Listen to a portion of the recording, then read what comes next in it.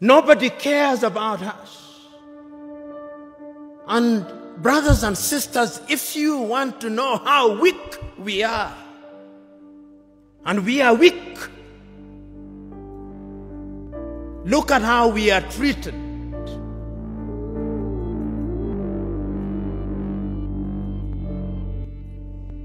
Last month,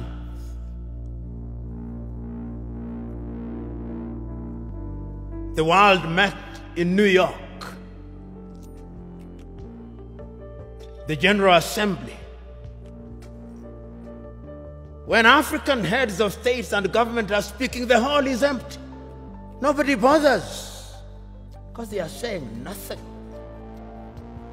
Even if they are saying something, it is something that can be ignored. Compare when an African head of state and government is speaking and when the Prime Minister of Little Israel is speaking.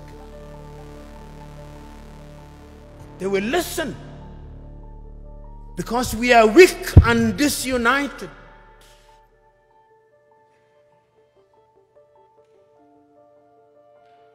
So we have a weak continent because the spirit of Pan Africanism disappeared.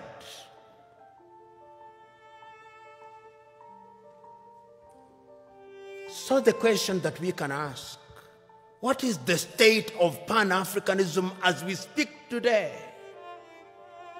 The African Union, which is weak, says the right things and does the wrong things 9 out of 10 times.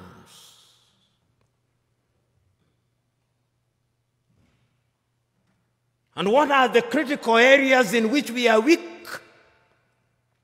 We are weak politically because nobody listens to us. We are not trading with one another.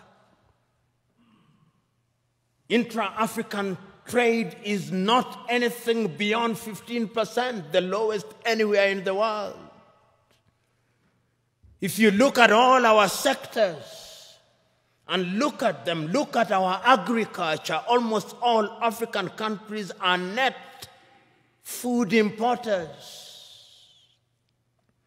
There is not a single African country that is in meaningful technology. Not a single African country produces a mobile phone. Yet the single most important ingredient in mobile telephony is to be found in the Democratic Republic of Congo. Not a single African country produces a car other than assembling completely knocked down kits. There is no meaningful production of pharmaceutical products in Africa. And if there was any doubt, COVID exposed it. All African countries, the 55 of them, are waiting to either receive Sinovac from China, Sputnik from Russia, AstraZeneca, Johnson or Moderna. And we don't even know what they are because our bureaus of standardization don't know. If you ask the Ethiopian Bureau of Standards what they are asking us to be injected with, they do not know. They just believe it is a vaccine because the Americans have said so or because the Chinese have said so.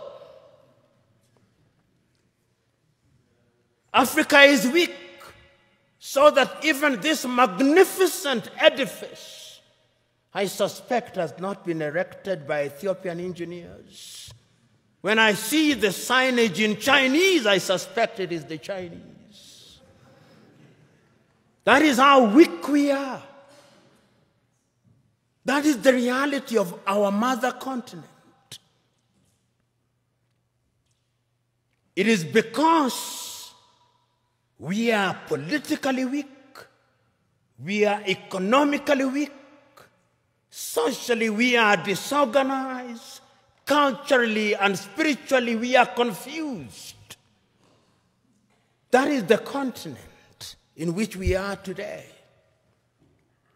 We unite or we perish. that as I travel across the world, people do not care about our Tanzanianness or our Ghanaianness or our Kenyanness or our Ethiopianness. In their eyes, we are all Africans.